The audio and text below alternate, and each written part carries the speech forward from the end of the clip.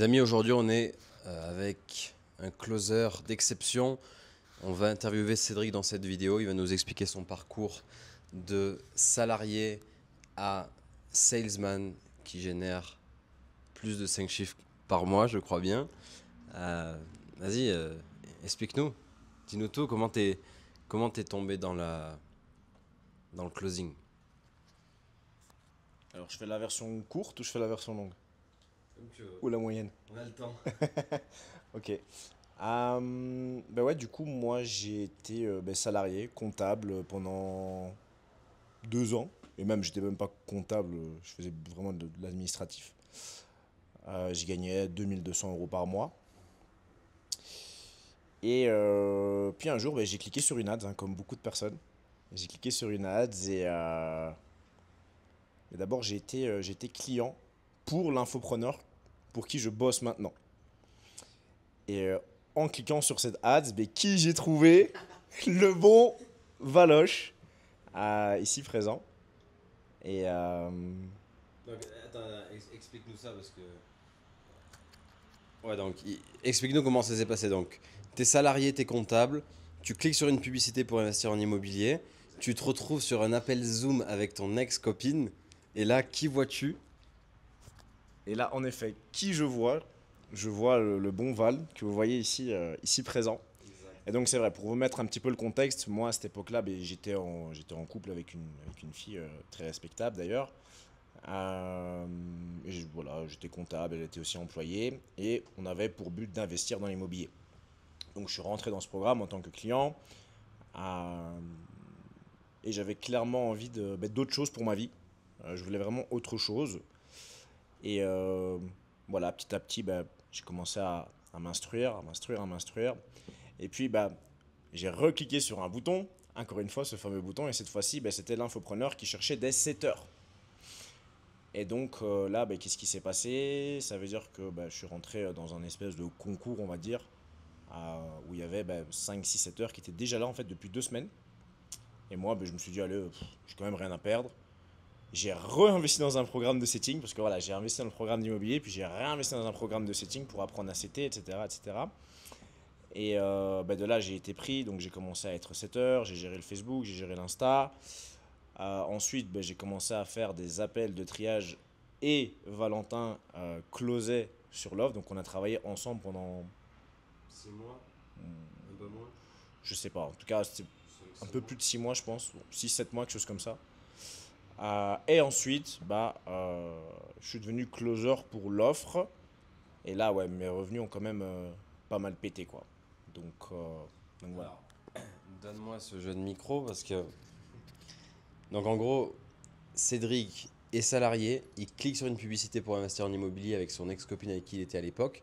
Il tombe sur un appel avec moi, je me souviens comme si c'était hier, je me souviens où j'étais, quel moment dans ma vie c'était, etc. C'était mon premier mois littéralement, c'était un des premiers closes de ma vie pour quelqu'un. Alors non, parce que j'avais déjà closé sur une offre auparavant, mais ça n'avait pas été une super offre.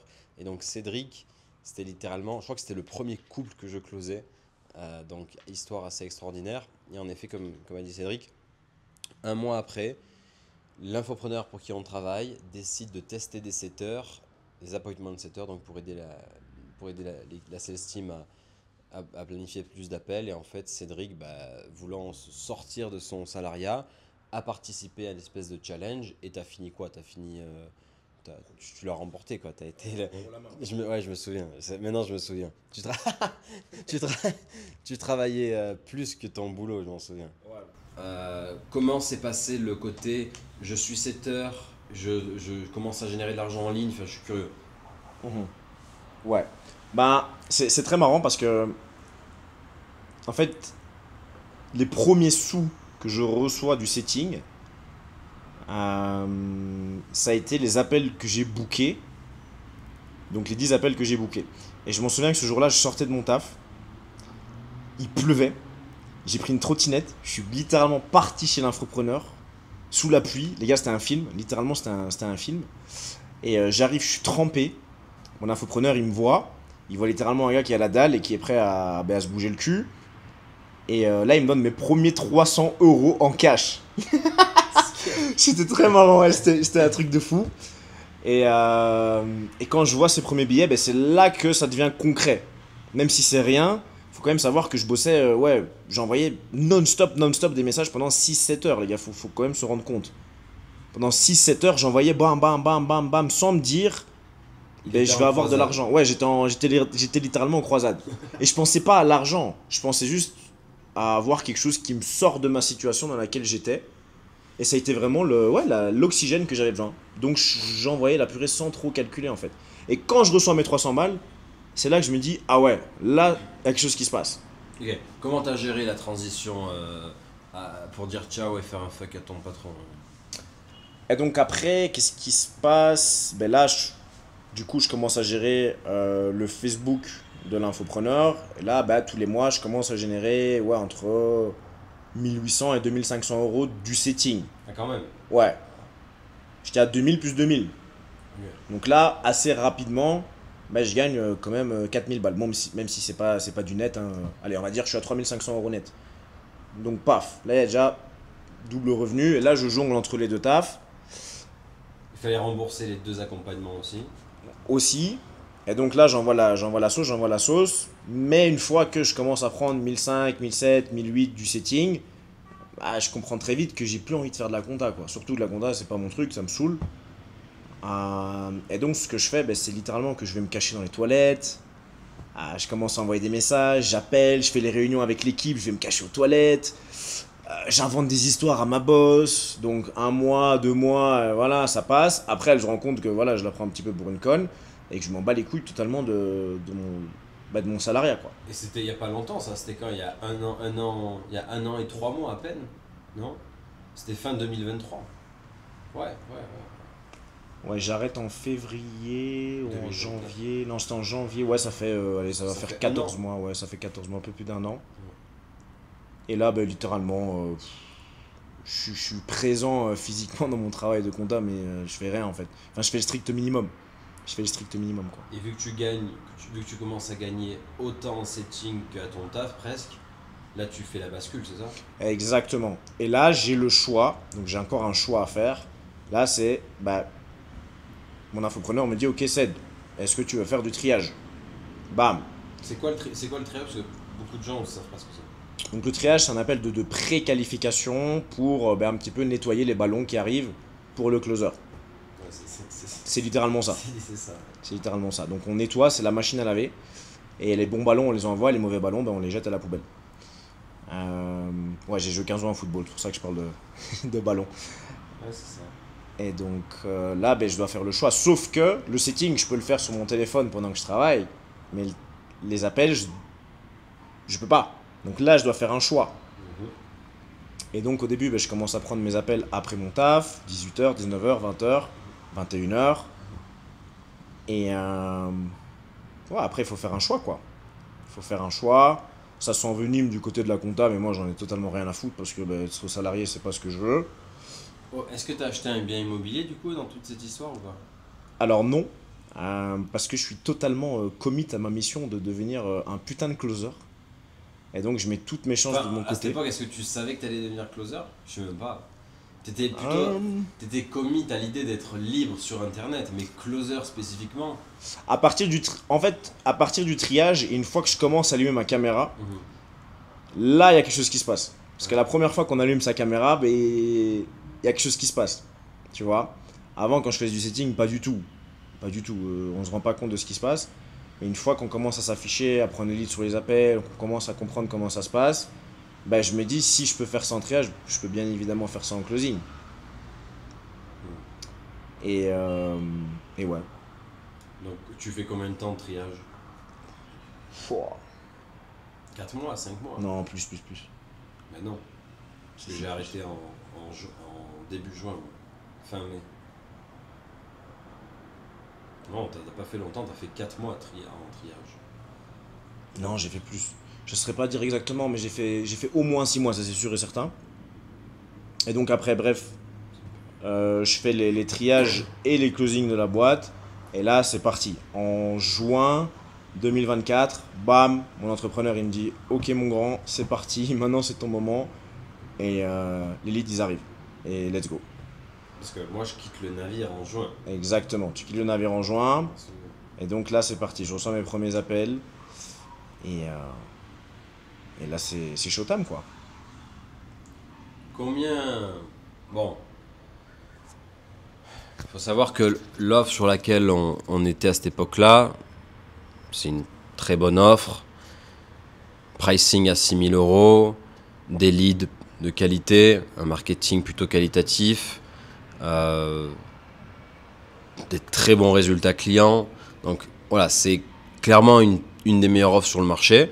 Il manque un peu de volume, on va pas se mentir. Avec du gros volume, on pourrait faire encore plus, mais voilà, c'est pas une machine à volume non plus. C'est le marché belge.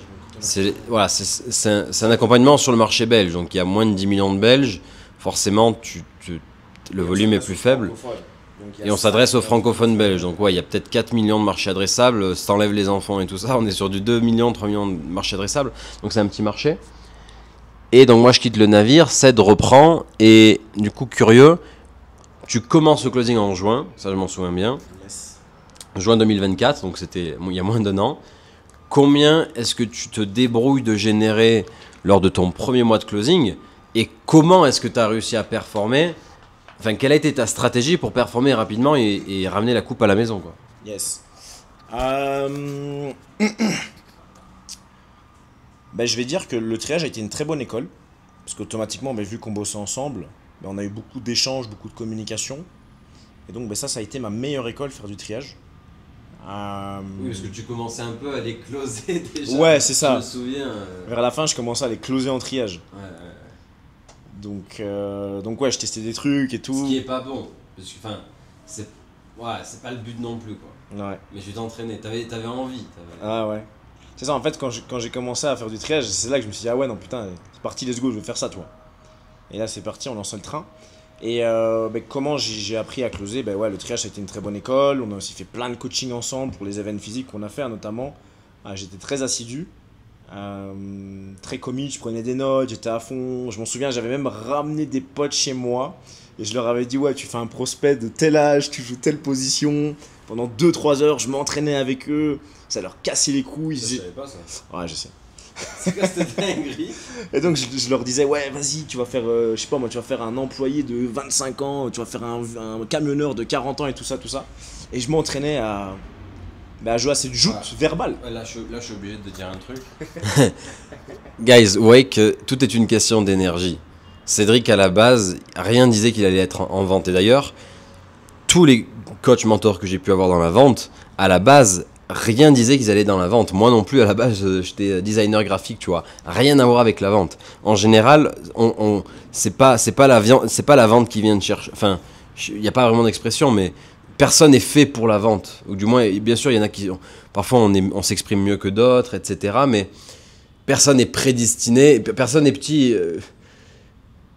Personne à 10 ans se dit ouais je vais devenir vendeur. Non, tu veux être pompier, tu veux être voilà, des trucs un peu stylés. Salesman, personne n'a envie d'être salesman.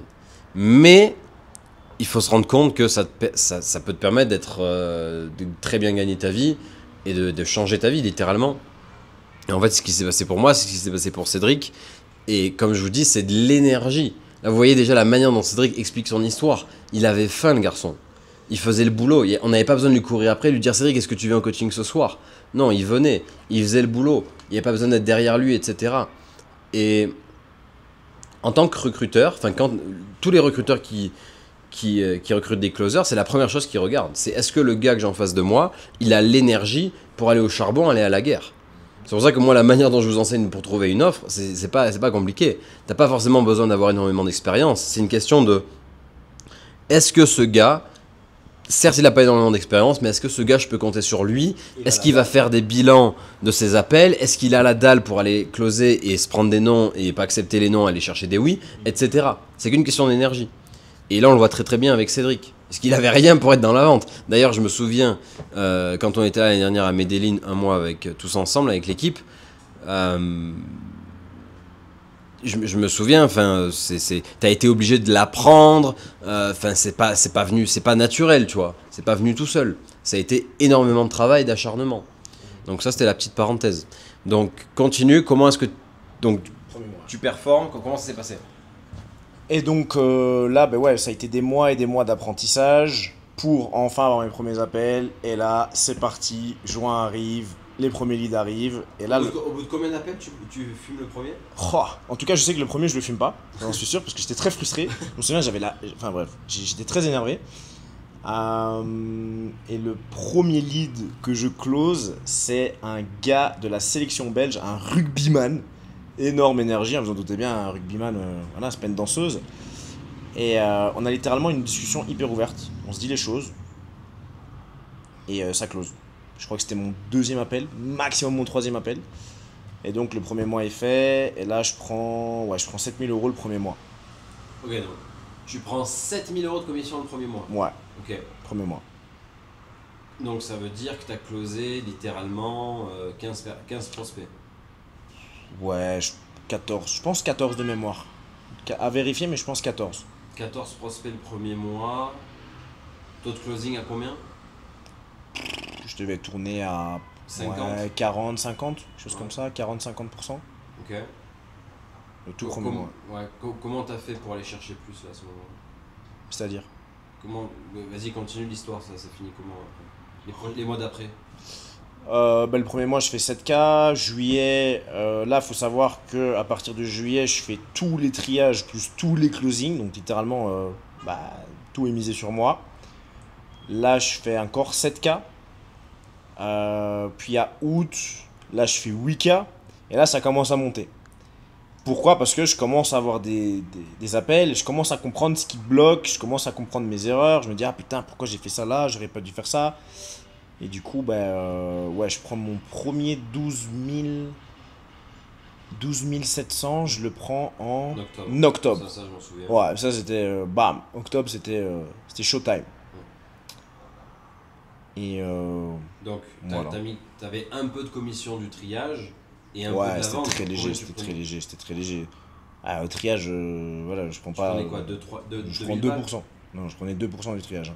Donc c'est quelques centaines d'euros. Par contre, ouais, 10% du closing, là, ouais, c'est ça qui faisait les 12K, quoi. Et donc en octobre, je close 22 personnes. Mhm. Et là, ouais, ça pète. Octobre. Puis... Comment tu te sens à ce moment-là? Où Bah, tu vois que tu dépasses enfin les 10K? ouais. Bah, en fait, c'est très bizarre. Mais j'ai pas sauté au plafond. C'est très bizarre, je m'attends. En fait, quand on l'a pas, on se dit que quand on va l'avoir, ça va être incroyable, ma vie elle va changer, machin, chouette. Mais en fait, bah, pas trop en fait. Parce qu'on bosse pour ça, on sait tout le travail qu'on a fait pour avoir ça, donc c'est juste son dû en fait. C'est juste normal.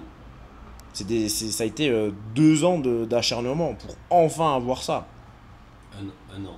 1 an et demi. Un Donc an. maintenant ça fait 2 ans du coup. Ouais, non, un an et demi, t'as raison. Ça fait 1 an et demi. Et ouais, premier 12 700, bam, ça tombe. Puis, ouais, on va dire, mais moi, maintenant, je suis entre 8 et 13. Et puis en décembre, mois record, là c'était insane ce qui s'est passé en décembre. Parce qu'on a eu un problème avec les ads. Donc ça veut dire que pendant un moment, ben, voilà, il n'y avait plus de pain, il n'y avait plus de jus. Et mon triageur, littéralement, le peu de leads qu'il m'envoyait, je les closais tous. J'ai eu un closing rate de 85%. Je crois que j'ai eu 30 appels, 31 appels, et j'en close 24. Donc là, j'étais content. Là, j'étais très content, pas parce que j'ai touché plus de 13 000 balles, mais parce que chaque appel dans lequel j'avais toujours les bons mots, j'étais dans une énergie incroyable. Incroyable. Et chaque appel qui venait, ça closait. Paf, paf, paf, paf. Il y a une journée, les gars, j'ai eu 4 appels en un jour, les 4 closés en un jour. Littéralement. Et là, ouais, j'étais relativement content. En fait, je suis pas content de gagner de l'argent, je suis content de ma performance. C'est ça qui me fait kiffer. Je m'en fous de gagner 12, 13, 14, 15 000. Enfin, non, c'est cool, je dis pas, mais ça me fait pas kiffer plus que ça, quoi. C'est quoi ta recette magique pour closer à 85%? Euh...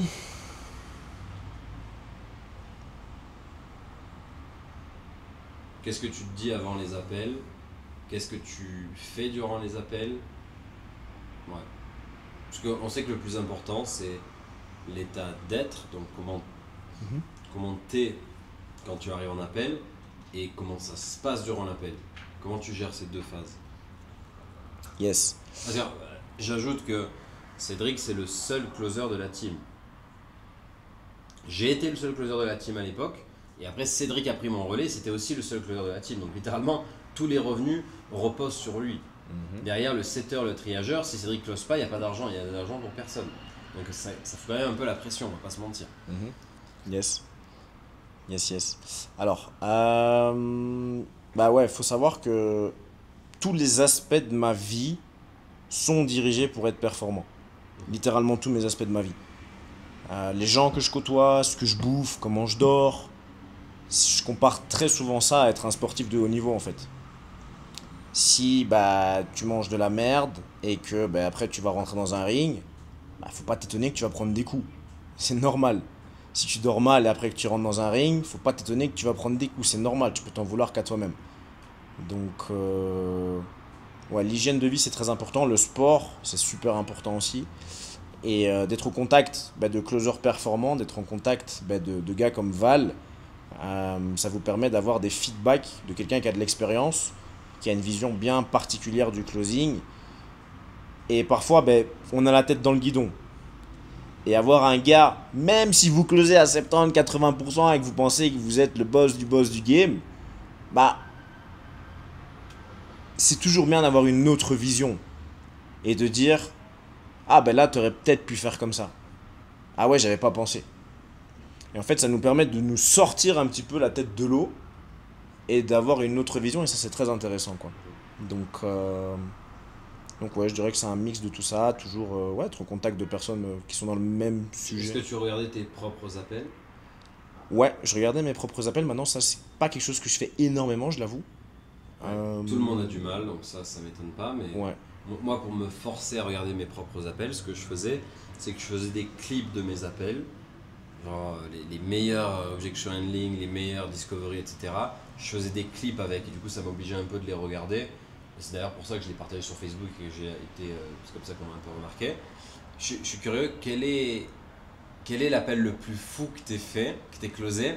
Moi, selon moi, je sais lequel est, qui est très marrant. D'ailleurs, on pourra peut-être vous le mettre. Si un jour tu veux l'accepter, peut-être le mettre sur YouTube ou je sais pas quoi, tu pourras. Ouais, quel est l'appel le plus fou selon toi? si tu penses auquel. Non, dis-toi. Mais je sais pas, il y en a tellement des fous. Dis le tien, après je vais te dire le. Deux gars qui. Ah oui.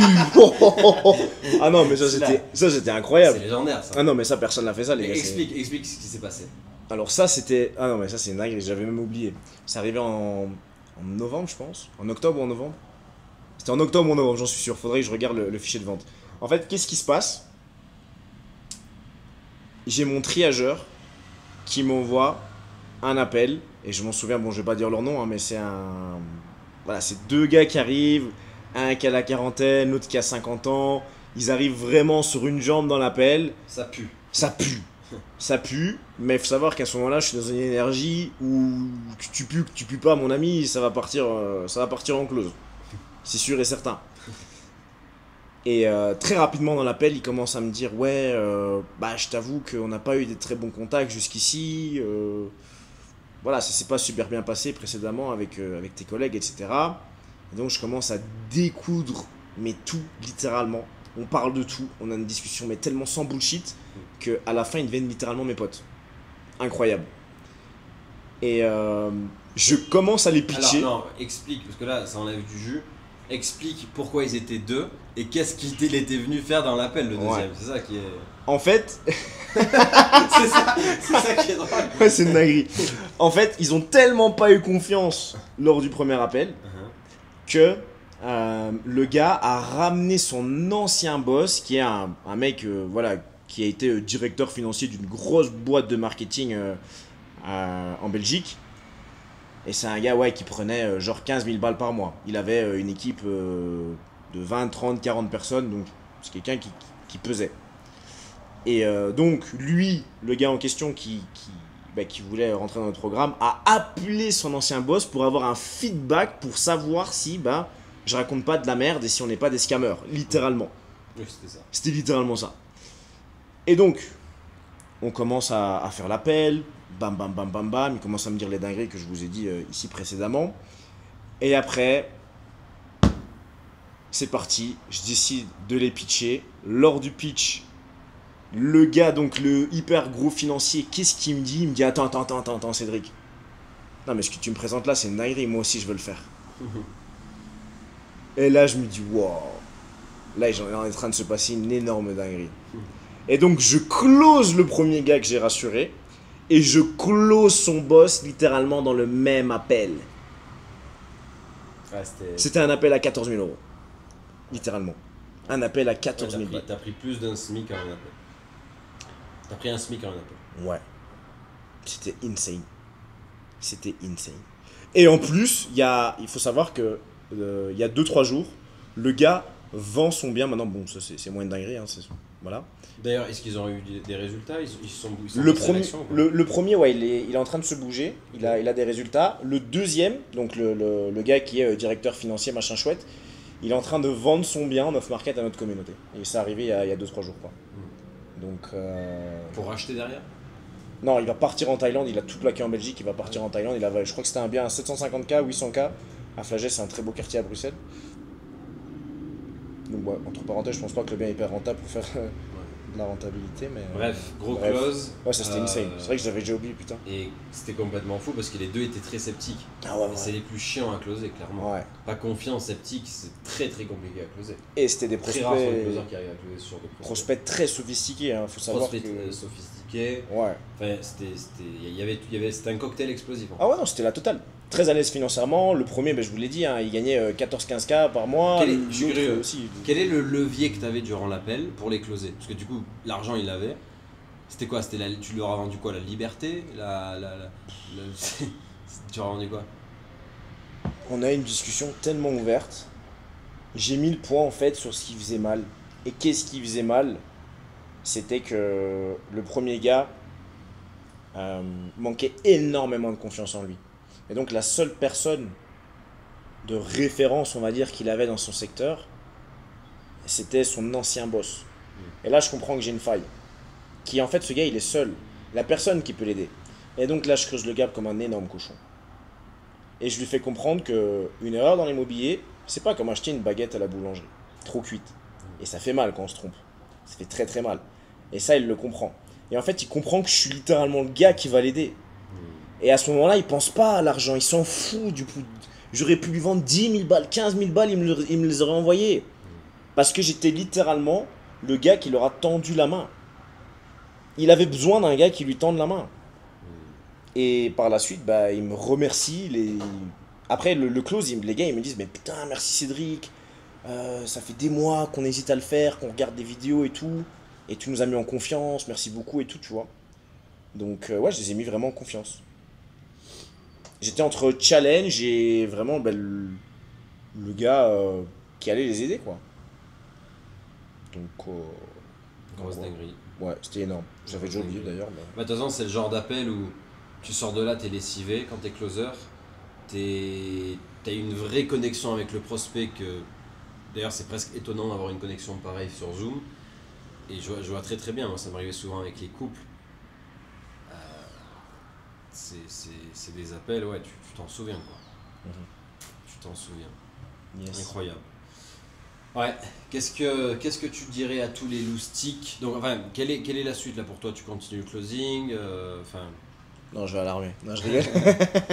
Il a failli faire ça. Non, je continue le closing. J'aime bien impacter des vies. En fait, je suis pas attaché à l'argent. Je suis pas attaché à me dire ouais, je vais gagner 8, 9, 10, 15. C'est pas quelque chose qui me fait bander. Ça m'excite pas trop. Bon, c'est cool, hein, je dis pas, je crache pas dessus. Mais moi, ce qui me fait kiffer, c'est la performance. C'est de me dire, ah ouais, là, j'ai réussi à faire ce que je voulais. C'est ça qui me fait kiffer. Et pendant que ça me fait kiffer, bah, je vais continuer de le faire, tout simplement. Et oui, bon. au final, ça fait quoi? Ça fait. En juin, ça fera Ça fait même pas un an que tu closes, donc t'en as pas encore marre pour l'instant. avril, mai, juin. Ouais, ça fait 9 mois. Avril, mai, juin. Ouais, ça fait 9 mois que je close. Donc, ouais. Qu'est-ce que tu dirais à. Il y a pas mal de personnes qui vont regarder cette vidéo qui sont soit salariés, ils veulent sortir de là via le closing parce qu'ils comprennent que la vente peut leur permettre d'atteindre la liberté financière, ou sinon ils sont closers et ils génèrent pas l'argent que tu veux, ils sont loin de générer 7 000 euros par mois dès leur premier mois de closing comme toi tu l'as fait, ou même 10 ou 15K, qu'est-ce que tu dirais déjà aux salariés qui étaient comme toi, dans la même situation que toi, il y a Ouais. un an? Qu'est-ce que tu leur dis à cela? Ouais. Bah, franchement, j'aimerais beaucoup lui parler à ce gars. Bah, ils nous regardent. J'aimerais beaucoup lui parler parce que, en fait, le choix difficile que j'ai fait à cette époque-là m'a permis d'avoir une vie plus à l'aise, plus confortable. Et c'est ce que je dis très souvent en appel, je crois que je le dis tout le temps parce que j'y crois dur comme fer. C'est que il n'y a pas le choix en fait. On est toujours obligé de passer par une décision qui est inconfortable pour avoir plus de confort derrière. Il n'y a pas le choix, il n'y a pas de raccourci. Et j'aimerais bien qu'il y ait un raccourci, mais il n'en existe pas. Il faut passer par je dois mouiller pour avoir une meilleure situation derrière. Il n'y a pas le choix en fait. Il faut investir en soi et on s'en fout de l'argent. On s'en fout que c'est 5, 6, 7, 8, 9, 10, 15. On s'en branle. Non, puisque c'est une énergie. C'est ça. C'est ça qu'en fait qu'ils ont besoin de comprendre, c'est que l'argent est une énergie. Si tu as peur de dépenser de l'argent, tu vas pas en gagner. Si tu en dépenses facilement, bah, en général, tu es déjà beaucoup plus dans l'abondance. Maintenant, il faut juste qu'au lieu de le dépenser dans des sacs Louis Vuitton, il faut que tu le dépenses en toi. Tu vois, donc c'est une énergie, l'argent. C'est pas plus compliqué que ça, c'est une énergie. Donc si tu as peur de dépenser de l'argent, tu vas pas en gagner. Je te garantis. Si tu en dépenses, regarde où est-ce que tu le dépenses. Est-ce que tu le dépenses dans le bon endroit? Est-ce que tu l'investis au lieu de le dépenser? C'est ça que tu veux dire. Ouais, c'est ça. Donc il y a aussi le fait de ne pas avoir peur de faire le move, mais aussi le fait de ne pas être trop proche de son argent, de se dire ah ouais, si je fais ci, après comment je vais faire, etc. Si vous êtes dans ce mindset-là, ben ouais, il n'y a rien qui va changer. Qu'est-ce qui te faisait le plus peur quand tu étais salarié et que tu n'avais pas du tout la vie que tu voulais, ni la liberté, ni il n'y a rien qui allait? Qu'est-ce qui te faisait plus peur? Est-ce que c'était rester dans ta situation, ou bien ça faisait tellement mal que tu étais prêt à remuer ciel et mer, ou je sais plus Ciel comment, et terre. ciel et terre, Les mers aussi, les mers aussi. ciel, terre et mer pour changer? Non mais sérieux, parce que c'est Ouais, ça le bien changement, sûr. c'est ça l'urgence. Bien sûr. L'urgence, c'est quand ton prospect ne peut tellement pas rester là où il est qu'il est prêt à tout. C'est-à-dire qu'à la fin, quand tu lui dis écoute, c'est 10 000 balles, il te dit bon, je Exact. m'en branle le combien c'est, dis-moi où est-ce qu'on paye. Ça, c'est de l'urgence. Yes. Bah, ma situation c'était simple. À partir du moment où tu gagnes 2200 balles par mois et que tu as ton loyer, ta électricité, ta l'eau à payer, tu as tes courses. Et que tu vis pas dans le meilleur quartier non plus. Ouais, bon, ça c'était encore autre chose. Et que t'as pas la vie que tu veux, et que tu voyages pas comme tu voudrais, et que t'as un boss qui décide quand tu dois partir en vacances, et que, etc. etc. Et surtout, c'est ça que j'allais dire, c'est que à partir, Même pas épanoui. à partir de ce moment où tu es dans cette vie ouais, t'es un rat dans une roue, dans une cage, un oiseau, qu'est-ce que tu veux, quel animal tu peux choisir. En tout cas, t'es dans une putain de cage. Et quand tu te rends compte qu'à la fin du mois, tu peux mettre 200 balles de côté, 300 balles de côté, moi c'est ça qui me faisait mal. Parce que je voyais qu'au long terme, bah, c'est pas les 200 balles que j'allais mettre de côté qui allaient changer ma vie. Et même si j'étais un bon toutou dans mon travail et que j'allais gagner 200 ou 300 balles en plus, bah, de 200 balles d'économie à passer à 400 ou 500, ça n'allait pas changer ma vie. D'ailleurs, tu préférerais C'est être tout. à 1000 euros par mois dans ta situation actuelle que tu vis aujourd'hui, ou à 5000 dans ton ancienne situation, salarié, etc. Bon, là, l'écart est un peu grand quand même. 5000, 1000. Ouais, mais moi, c'est vite vu, tu vois. Vu que moi ma valeur intrinsèque, c'est la C'est liberté la et liberté. l'indépendantisme. Bien sûr. Donc je choisis. D'ailleurs, une des époques où j'étais le plus heureux, c'est quand j'ai commencé à bosser de manière digitalisée. Je gagnais entre 500 et 1500 euros par mois et j'étais extrêmement heureux. D'ailleurs, c'est mes meilleurs souvenirs. Mhm. Donc c'est la question, elle est vite répondue. Yes. Bah, entre gagner 10K en ligne, être libre. Non, entre gagner, pardon, 10K et être attaché physiquement à un endroit, avoir un boss, avoir des ordres, avoir un horaire, demander si je peux partir en vacances, etc. Et gagner 2 ou 3 000 et être libre, ouais, je préfère être libre. Bon, 1000 euros, c'est un peu. Bon, 1000 euros Faut que je actuellement, mange quand même. c'est Ouais, c'est chaud. Mais si j'ai 2000, 3000 et que je peux faire ce que je veux, bien sûr. Sans hésiter. Et donc, qu'est-ce que tu dirais maintenant aux closers qui génèrent 2, 3, 4 000 euros, mais qui n'arrivent pas à passer ces 7, 8, 10? Mhm. Qu'est-ce que tu lui dis à lui? Alors, Et parce que, je dis ça pourquoi? Parce que 80% des personnes qui rejoignent la communauté Closers Community, 80%, première question, Où est-ce que tu te vois dans 12 mois? C'est 10K par mois, 10K par mois, plus de 10K, etc. Ils veulent tous faire 10K par mois. Je sais pas pourquoi. Je sais pas ce que vous allez branler avec 10K par mois. Bah, c'est symbolique, Ouais. c'est les 5 Ouais. chiffres, c'est le rêve. Moi aussi, avant, je voulais faire 10K. Ouais. Bah, du coup, quel est le meilleur conseil pour qu'ils l'atteignent enfin, quoi? Parce qu'on Honnêtement, on va en call out beaucoup d'ici la fin d'année, vu bien le sûr, nombre qui. bien sûr, bien sûr. Honnêtement, je pense que déjà, essayez d'optimiser tous les aspects de votre vie, que ce soit dans votre assiette, dans la manière des gens que vous côtoyez. Parce que moi, il faut aussi savoir quelque chose, les gars, c'est que moi, je suis très extrême. Et donc, quand j'ai fait le switch, j'ai littéralement tout changé. Tout, tout, tout, tout, tout, tout, tout. Tout. Mes amis, mon entourage, ma bouffe, le sport, mon sommeil, tout. De A à Z. Donc ça, déjà, faites-le. C'est le truc le plus important. Donc, nettoyer sa vie, quoi. Nettoyer l'interne et nettoyer sa vie.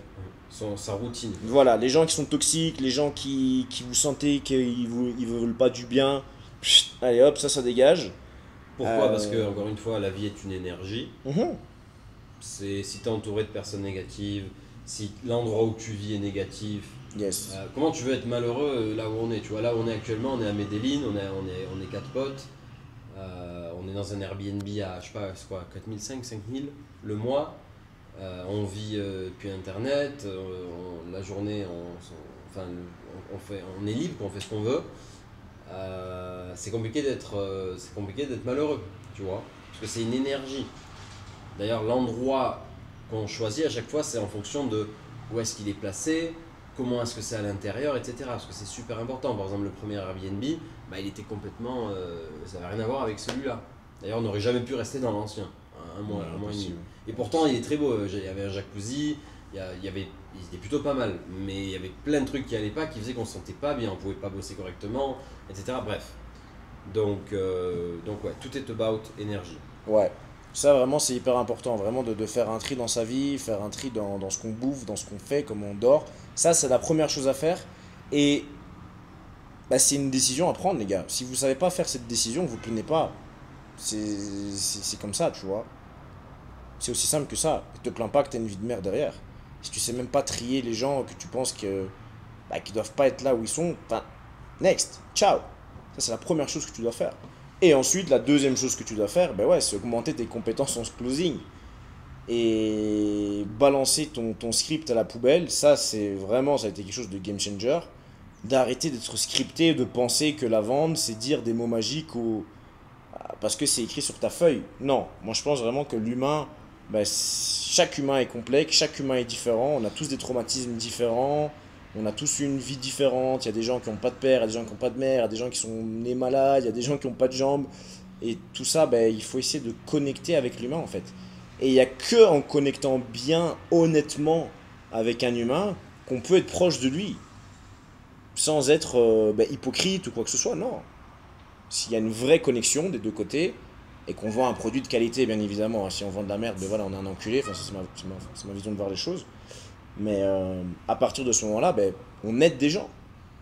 Et donc c'est là que ouais, il faut apprendre à closer sans script, à ouvrir son esprit et ouais, à écouter, juste écouter, avoir une écoute active et avoir des discussions honnêtes. Et parfois, il faut savoir être dur avec certains prospects parce qu'ils ont besoin de ça. Et puis il y a d'autres prospects, bah, ils n'ont pas besoin de ça. Et ça vient avec l'expérience, avec bah, son expérience de vie aussi, avec la finesse. Ouais, je pense que ça, c'est vraiment les deux trucs qui font que vous allez devenir un putain de closer. Ouais. 100%, 100%, 100%. Vous savez ce qu'il vous reste à faire, les gars, si vous voulez avoir la même histoire que Cédric. Bougez-vous, bossez, parce que le plus gros défaut qu'ont la plupart des gens, c'est juste qu'ils sont fainéants. Moi, j'ai de la chance que j'aime travailler, ça me stimule le cerveau, j'ai besoin de ça. Mais si t'aimes pas travailler, si t'aimes pas regarder des vidéos, si t'aimes pas analyser le closing, parce que c'est un art, etc., ça sert à rien de te lancer. Fais, je sais pas moi, il y a plein d'autres métiers. Je sais pas, fais freelance dans un métier où tu vas bosser 2 heures par jour et tu feras 1000 euros par mois ou 2 ou 3, j'en sais rien, mais closing c'est dur, c'est de la vente. Comme je le dis tout le temps, tous mes mentors c'est que des ex-militaires, commandos, que des gars comme ça. Oui, voilà, c'est pas un truc de bisounours. Donc, en tout cas, si tu veux performer à haut niveau. Donc, ouais, let's go. En tout cas, merci Cédric de nous avoir inspirés, de les avoir inspirés à ces loustiques qui regarderont cette vidéo. Et puis, dites-nous en commentaire si vous voulez voir l'appel de Cédric avec les deux gars. Je sais pas si je l'ai encore. Moi, je l'ai. Ouais. Bah oui. C'est sûr. Ouais, certains. Tu l'as enregistré? Certains. Moi je l'ai pas, je sais pas où il est. Certains, je l'ai parce que je l'avais proposé aux membres de l'accompagnement. Donc, si vous voulez l'appel de Cédric, dites-le nous dans les commentaires. Dites-nous ce que vous avez pensé de ce que nous a raconté Cédric et de son parcours. Et puis, il n'y a plus qu'à faire pareil. C'est pas facile, mais c'est faisable. Si Cédric l'a fait, si moi je l'ai fait, tout le monde peut le faire. Du moins, tous ceux qui veulent travailler et qui ont vraiment faim. Donc let's go, guys. À plus, à très vite. Ciao.